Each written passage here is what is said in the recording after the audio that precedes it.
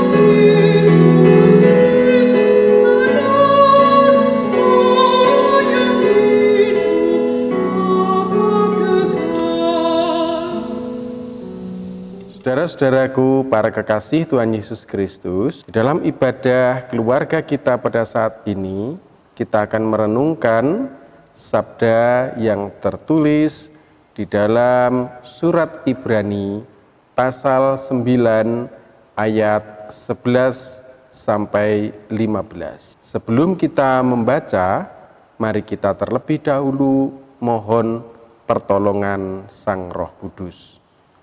Mari kita berdoa. Ya Roh Kudus, inilah kami, anak-anak-Mu sekeluarga yang akan bersama-sama mendengarkan sabda firman-Mu. Kiranya Engkau berkenan untuk mencerahkan akal budi kami, memberikan keheningan di dalam batin kami, sehingga kami dapat mengerti kehendak yang Engkau sampaikan melalui sabda firman-Mu. Dan biarlah hikmat makrifat sorgawi menerangi kami. Di dalam nama Tuhan Yesus Kristus, kami berserah. Amin. Saudara-saudaraku, adapun yang tertulis di dalam Ibrani pasal 9 ayat 11 sampai 15 adalah demikian.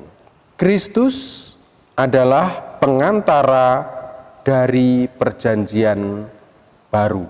Tetapi Kristus telah datang sebagai imam besar untuk hal-hal yang baik yang akan datang. Ia telah melintasi kemah yang lebih besar dan yang lebih sempurna, yang bukan dibuat oleh tangan manusia, artinya yang tidak termasuk ciptaan ini. Dan ia telah masuk satu kali untuk selama-lamanya ke dalam tempat yang kudus, bukan dengan membawa darah domba jantan dan darah anak lembu, tetapi dengan membawa darahnya sendiri. Dan dengan itu ia telah mendapat kelepasan yang kekal. Sebab jika darah domba jantan dan darah lembu jantan dan percikan abu lembu muda menguduskan mereka yang najis, sehingga mereka disucikan secara lahiriah, betapa lebihnya darah Kristus yang oleh Roh yang kekal telah mempersembahkan dirinya sendiri kepada Allah sebagai persembahan yang tak bercacat, akan menyucikan hati nurani kita dari perbuatan-perbuatan yang sia-sia, supaya kita dapat beribadah kepada Allah yang hidup. Karena itu, Ia adalah pengantara dari suatu perjanjian yang baru, supaya mereka yang telah terpanggil dapat menerima bagian kekal yang dijanjikan.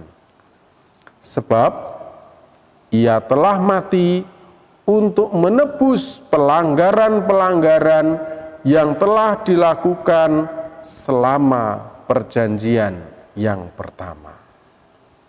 Demikian pembacaan Alkitab kita pada saat ini. Amin.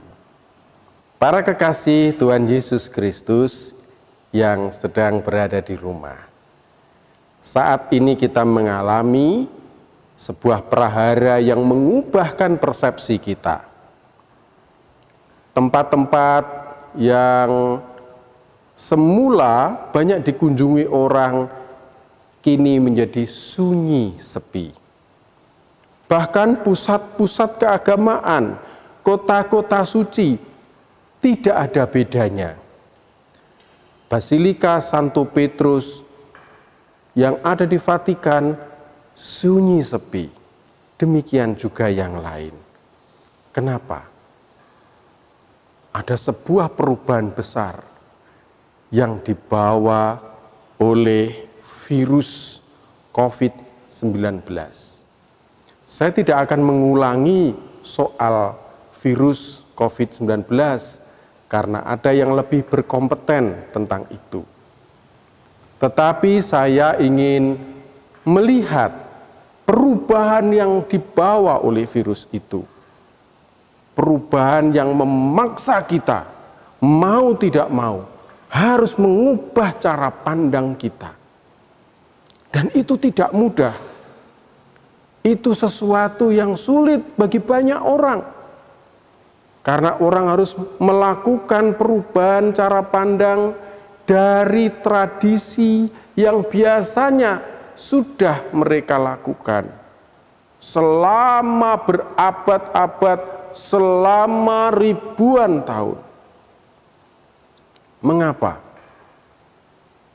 Karena situasi tidak memungkinkan kita melanjutkan apa yang sudah terjadi. Maka ada beberapa hal yang kita lihat. Ada yang menerima perubahan itu dengan sukacita, ada yang tidak ikhlas menerima perubahan itu. Karena kenapa harus berubah? Ada yang kritis, oke, berubah boleh saja, asal artinya kondisional, boleh berubah apabila hal-hal tertentu terjadi. Itulah yang sedang dialami, yang sedang digumulkan oleh penulis surat Ibrani. Surat ini ditujukan kepada orang-orang Kristen yang semula mereka menganut agama Yahudi. Mereka adalah orang-orang Yahudi yang kemudian mengikut Yesus. Semula mereka melakukan tradisi Yahudi selama berabad-abad, mereka turunkan dari nenek moyang mereka, tapi sekarang harus berubah. Nah, disinilah penulis Ibrani ingin memberikan penjelasan. Contohnya, yang harus dilakukan ketika melakukan perjamuan Paskah. Dalam perjamuan Paskah, secara tradisional Yahudi, itu di meja perjamuan ada 3 keping roti yang tidak beragi, atau dalam bahasa Ibrani disebut matzah.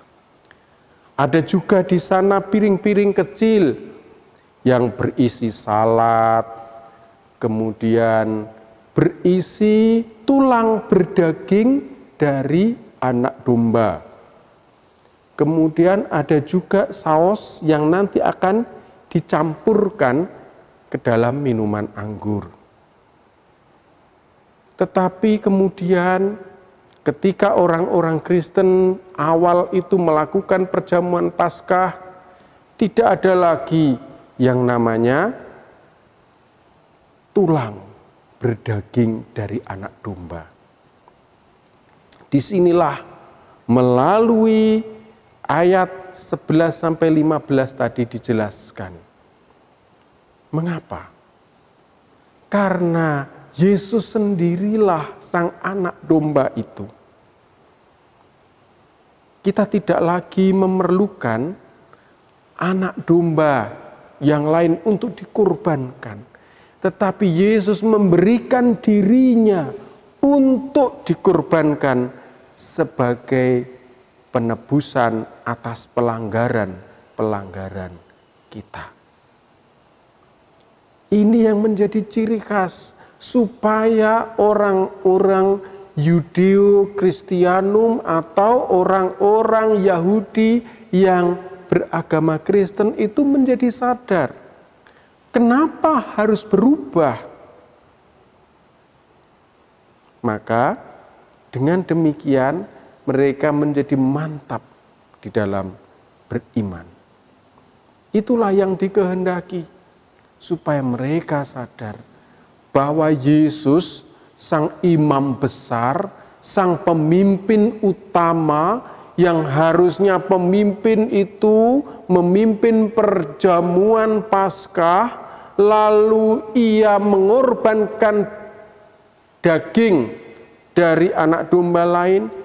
Justru pemimpin ini yang memberikan dirinya sebagai imam besar untuk menjadi korban bagi pelanggaran-pelanggaran kita. Nah, sekarang juga kita harus berubah.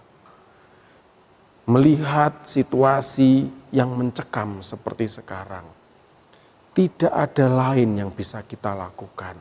Kita berubah dan persepsi-persepsi kita, pikiran-pikiran kita, pola-pola pikir kita didorong untuk menjadi baru. Dalam tradisi yang dilakukan oleh orang-orang Yahudi, ketika mereka melaksanakan perjamuan Paskah, mereka akan berkumpul dengan tatanan meja seperti yang telah saya jelaskan tadi, dan sang pemimpin akan berkata, demikian, inilah roti kesengsaraan yang telah dimakan oleh nenek moyang kita di tanah Mesir. Barang siapa yang lapar hendaklah datang dan makan bersama kami. Barang siapa yang membutuhkan hendaknya datang dan mengambil bagian dalam Paskah anak domba ini. Tahun ini di sini, tahun depan di tanah Israel. Ketika Tuhan Yesus memimpin perjamuan Paskah, kata-kata ini tidak ada, tetapi ia menggantinya.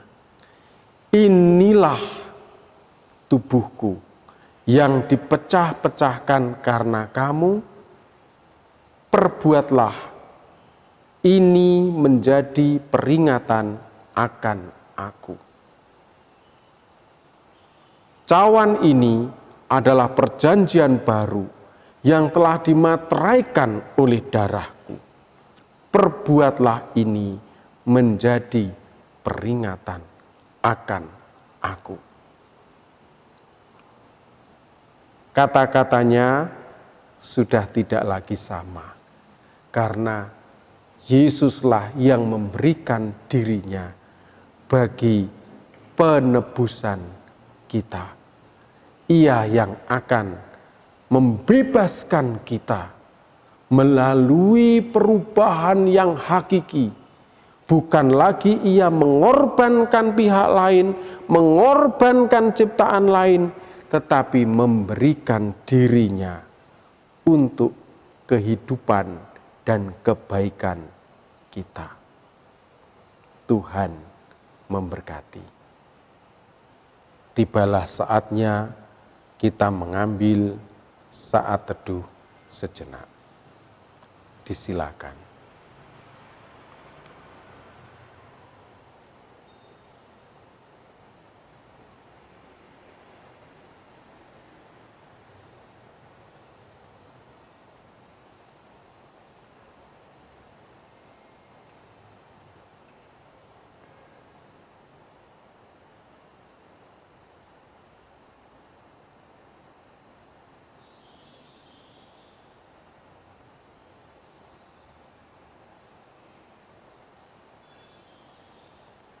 Selesai. Para kekasih Tuhan Yesus Kristus, perkenankanlah pada kesempatan ini kami kembali mengingatkan saudara-saudara perihal perjamuan kudus yang diperkenankan untuk mengikuti perjamuan kudus adalah seluruh warga jemaat dewasa, yaitu mereka yang sudah dibaptis dan sidi, serta tidak sedang di dalam penggembalaan khusus. Di gereja kita, GKJW tercinta ini, perjamuan kudus adalah tanda kudus yang ditetapkan oleh Allah untuk umat miliknya, yang mengandung penghayatan akan kematian, kebangkitan, dan penantian akan kedatangan Yesus Kristus yang kedua kalinya. Perjamuan kudus disebut kudus, artinya siapapun yang mengikuti perjamuan kudus haruslah ia hidup taat dan melakukan kehendak Tuhan serta kebenarannya. Perjamuan kudus tidak hanya menggambarkan persekutuan umat dengan Allah saja, tetapi juga persekutuan antara umat dengan sesamanya.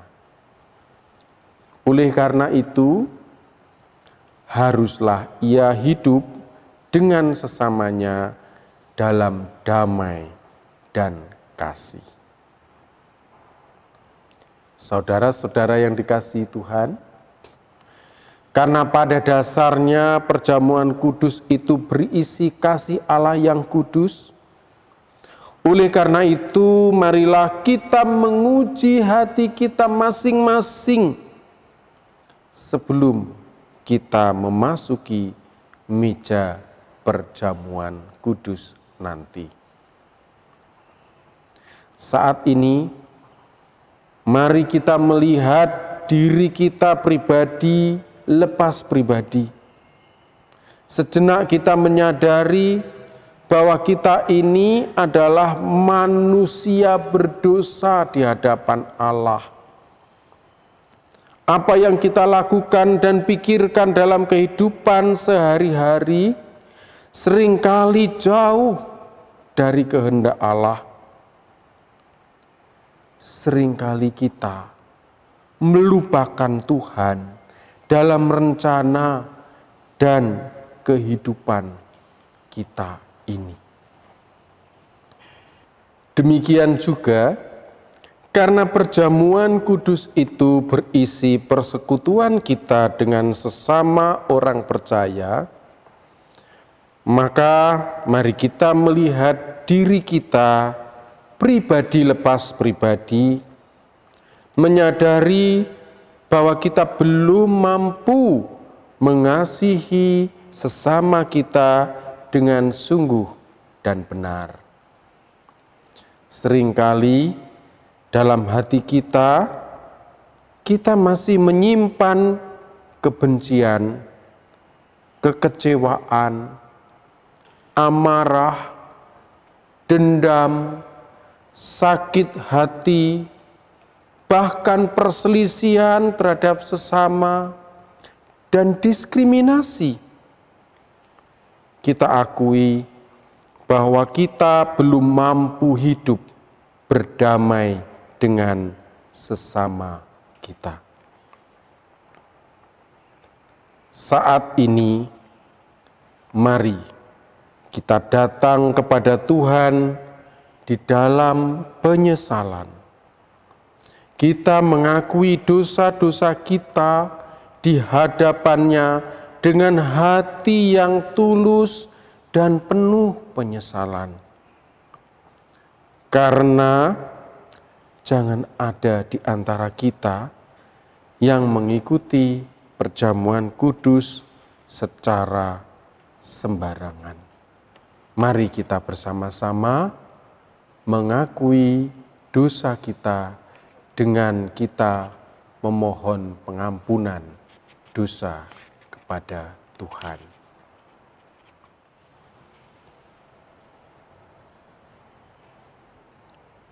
Tuhan Yesus yang Maha Baik, di sini kami bersama-sama menyerahkan diri kepada Engkau.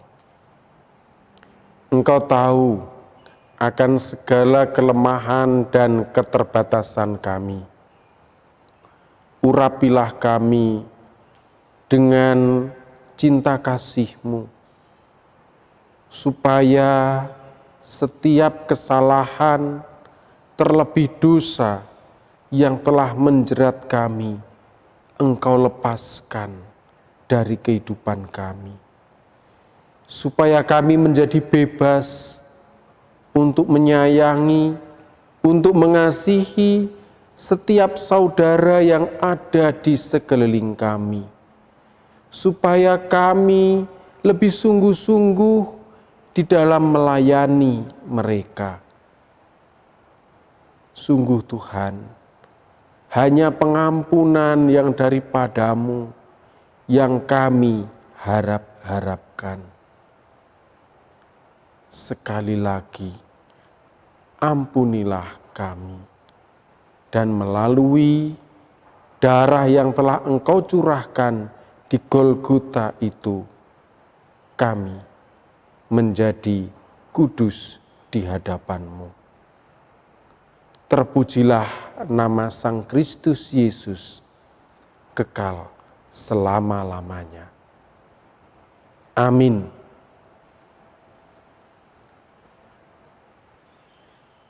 Saudara-saudara yang dikasihi Tuhan Yesus Kristus, marilah kita bangkit berdiri. Bagi siapapun yang mau mengakui segala dosa dengan hati yang jujur dan tulus di hadapan Tuhan, serta berjanji tidak mengulangi kesalahannya kembali, Allah yang Maha Kasih akan mengampuni dan memberikan anugerah-Nya kepada kita. Seperti yang telah difirmankan melalui Yesaya pasal 1 ayat 18. Sekalipun dosamu merah seperti kirmisi, akan menjadi putih seperti salju. sekalipun berwarna merah seperti kain kesumba, akan menjadi putih seperti bulu domba.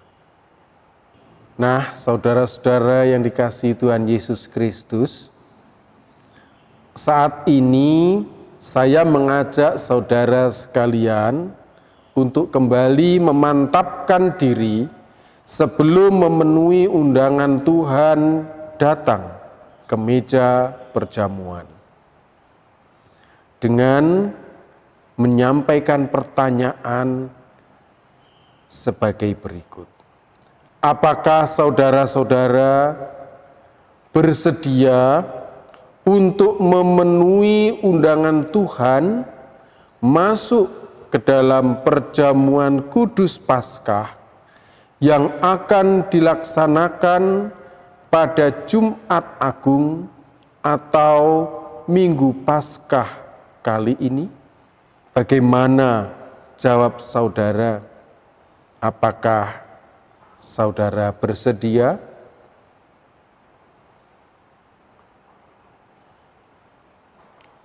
Atas kesediaan saudara-saudara sekalian menjawab undangan Tuhan untuk ikut dalam perjamuan kudusnya, kami mengucapkan terima kasih. Jemaat disilakan untuk duduk kembali. Sekarang tibalah kita untuk bersama-sama memberikan yang terbaik kepada Tuhan melalui persembahan sembari diiringi oleh pujian dari Kidung Jemaat nomor 287A.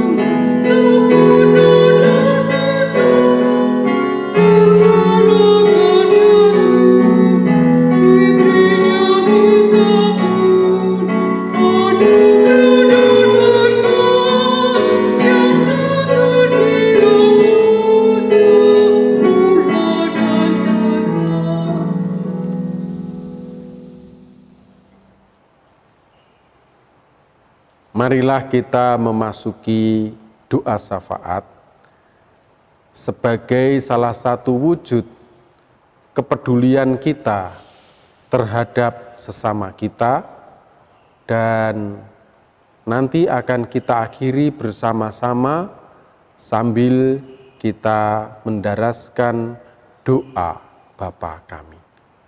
Mari kita berdoa.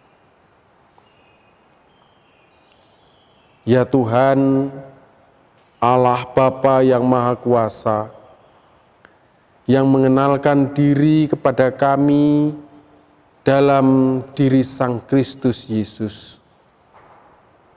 Kami mengucap syukur atas segala persiapan yang telah Engkau lakukan, menyongsong perjamuan kudus Paskah yang akan kami lakukan. Biarlah di dalam waktu yang tersisa ini, sungguh-sungguh kami berserah diri untuk Tuhan sucikan, sehingga ketika kami maju ke depan meja perjamuan kudus nanti, kami telah membersihkan diri kami, bukan karena kekuatan kami, tetapi karena kasih sayang-Mu yang begitu besar. Tuhan, di tengah-tengah situasi yang mencekam seperti sekarang ini, kami juga teringat akan saudara-saudara kami, siapapun mereka, yang saat ini telah terkena infeksi virus corona, sehingga mereka harus memperoleh perawatan secara khusus, baik di rumah, terlebih lagi di rumah sakit. Kiranya Tuhan menyertai mereka, memberikan kepada mereka kelegaan, dan berkenan untuk mengangkat sakit penyakit dari tubuh mereka, supaya mereka menjadi pulih. Kami juga mendoakan keluarga mereka yang saat ini ikut menderita. Kiranya Engkau menghiburkan hati mereka dan memercikkan kegembiraan serta ketenangan batin di dalam diri mereka, supaya mereka tidak menjadi panik, melainkan berserah penuh hanya kepada Engkau, Tuhan yang Maha Tinggi. Kami juga teringat dan membawa kepadamu saudara-saudara kami yang saat ini berjuang sebagai para pelayan tenaga medis, mereka yang melayani masyarakat di bidang kesehatan. Tuhan kuatkan hati mereka, Tuhan berikan semangat kepada mereka, Tuhan lindungi dan jagai mereka, supaya sekalipun mereka berhadap-hadapan langsung dengan virus-virus itu, mereka tidak terjangkiti olehnya. Kami doakan mereka supaya mereka dapat melakukan tugas dengan selamat. Kami juga mendoakan para keluarga yang menanti mereka pulang dari pelayanan. Biarlah Tuhan gembirakan hati keluarga mereka, Tuhan tenangkan batin mereka, sehingga tidak mengkhawatirkan anggota keluarga yang melayani sebagai tenaga medis, para medis di bidang kesehatan itu. Dengan demikian, keadaan keluarga mereka yang penuh dengan kegembiraan akan mendukung kinerja pelayanan mereka. Kami juga mendoakan para relawan yang saat ini berjuang juga mengadakan alat pelindung diri yang jumlahnya kurang. Tuhan berkati supaya para relawan ini dapat membaktikan yang terbaik kepada Engkau. Kami serahkan mereka juga ke dalam tangan-Mu, supaya Tuhan berkati dan Tuhan sertai. Tidak lupa kami juga mendoakan pemerintahan kami yang berjuang untuk melindungi rakyat dari ancaman wabah corona ini. Tuhan berkati perjuangan mereka, dan Tuhan ingatkan apabila ada oknum-oknum yang sengaja membuat kekacauan di tengah-tengah prahara semacam ini. Kami serahkan mereka beserta keluarga mereka ke dalam tangan pengasihan-Mu. Dan akhirnya Tuhan, kami juga menyerahkan persembahan yang telah kami kumpulkan. Biarlah itu dapat kami gunakan untuk menolong mereka yang berkekurangan, untuk membantu pelayanan di dalam gereja, sehingga kemanusiaan tetap dapat ditegakkan, dan kami semakin dapat memberikan empati terbaik kepada masyarakat di sekeliling kami melalui persembahan ini. Itulah syafaat yang kami naikkan kepadamu ya Tuhan, dengan segala kerendahan hati kami, kiranya Engkau berkenan untuk menerimanya. Dan janganlah kehendak kami, melainkan kehendak-Mu saja yang terjadi.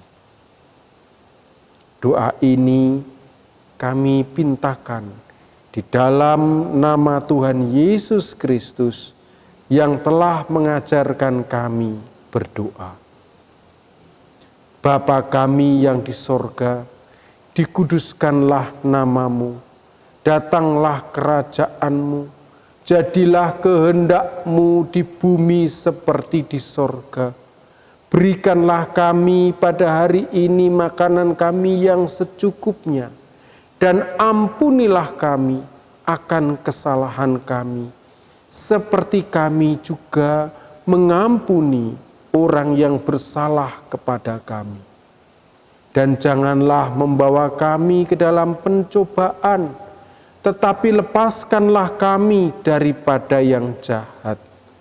Karena Engkaulah yang punya kerajaan dan kuasa dan kemuliaan sampai selama-lamanya. Amin.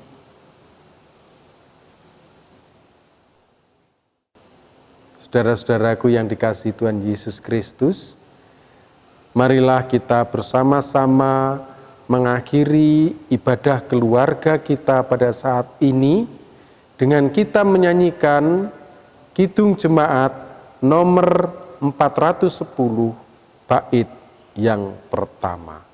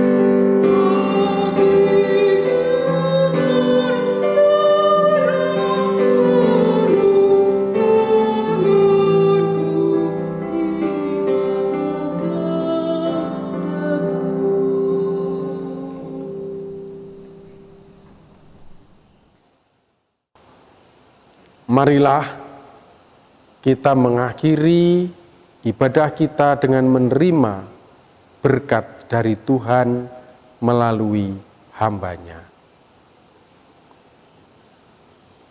Tuhan Allah Bapa, Sang Sumber segala berkat dan rahmat, Tuhan Yesus Kristus, Sang Sumber cinta kasih dan kehidupan kekal, serta Roh Kudus yang menjadi sumber sukacita, kekuatan, dan penghiburan, senantiasa menyertai saudara-saudara, menjagai saudara-saudara saat ini hingga Maranatha tiba. Amin.